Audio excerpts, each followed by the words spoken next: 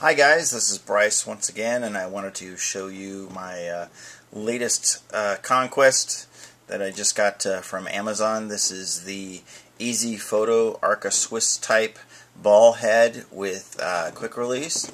This cost me a little over 30 bucks, I think, and you may say that it's not worth 30 bucks to get a ball head, but I want to show you some quick things about this. First off, it's Arca Swiss, so you have a connector that will fit with a lot of other types of mounts. So Arca Swiss is a really common universal type mount. You can get little quick release things, like I have my universal quick release thing that I normally use that's like a Manfrotto knockoff. I don't have anything else that works with Arca Swiss, but I'll just put one of these quick releases on top of it, and then we'll be good. So I'm not going to balk at that. That's not a problem. I have lots of those, but I wanted to show you why you would pay 30 bucks for one of these versus paying a lot less.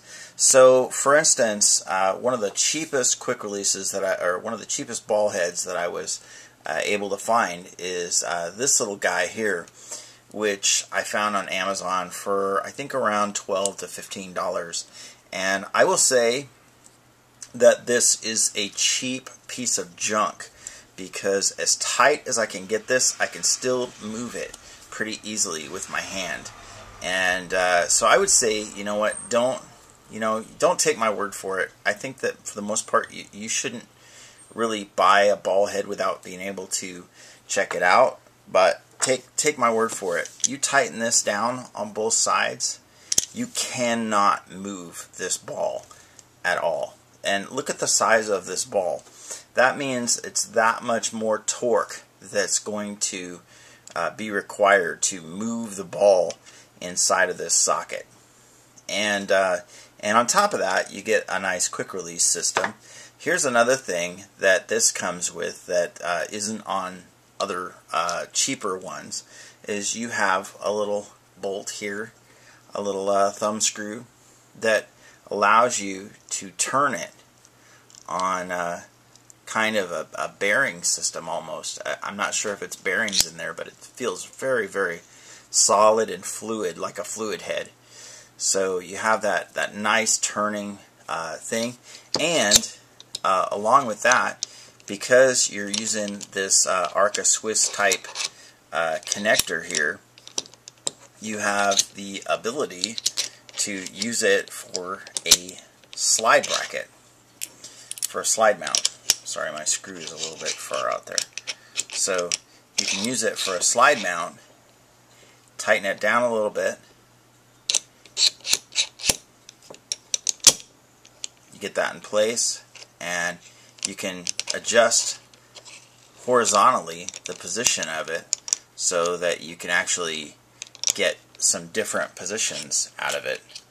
As opposed to just being fixed, you can actually tighten it down in a variety of different positions and it won't move. So you get a nice so if you're using a longer lens, for instance, you might want to use that feature of it.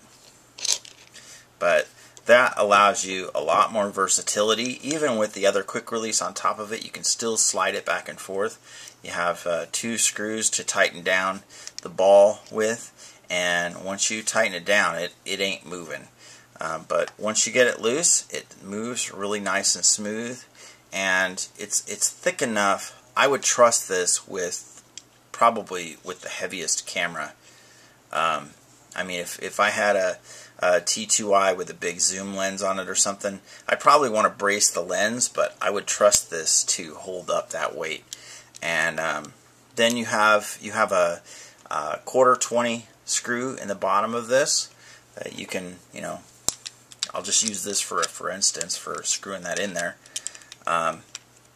But you can use a quarter 20 screw, or you can take that out of there and quite easily, if you have a screwdriver or a coin or something, you can just take that out of there, and there's a 3/8 thread inside there. So if you wanted to mount that on a slider or something. I actually bought this for my slider because I'm building the TRP slider, and I'll be showing you that pretty soon.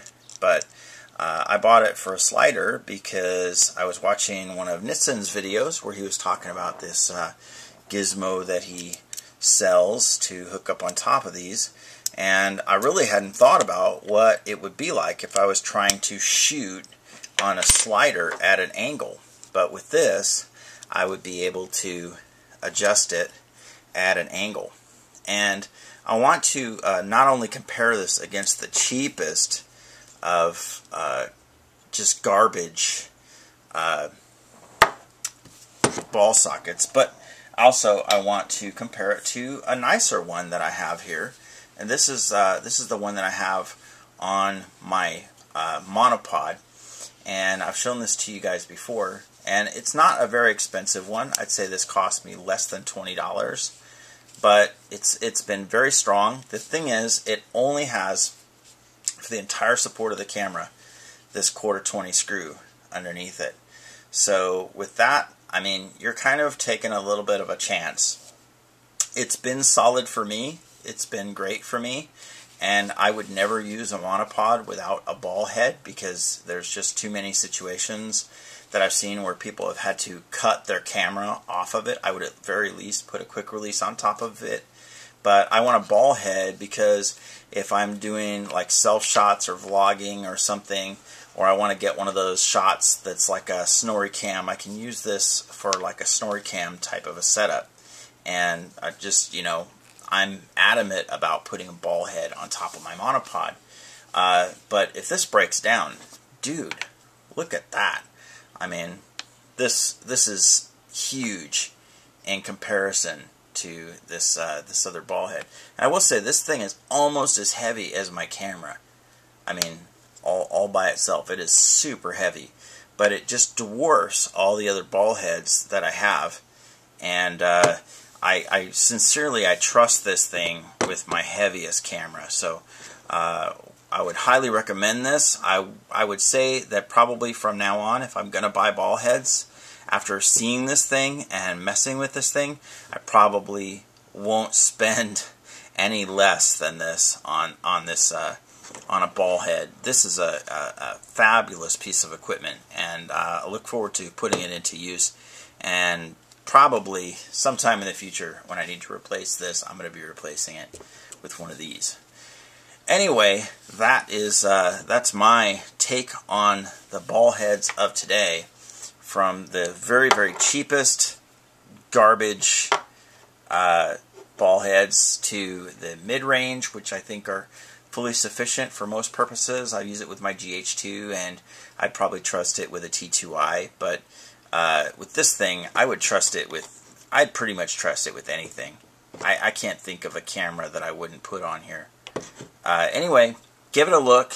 Check it out. The details will be in the description. Make sure that you check out the FriendlyFilmmaking.info the FriendlyFilmmaking.info Facebook page, and click subscribe up there if you like this kind of content. You can check out the previous video up here and the next video right there, and I hope that you'll check it out. We'll see you next time on Friendly Filmmaking. See you soon. Bye-bye.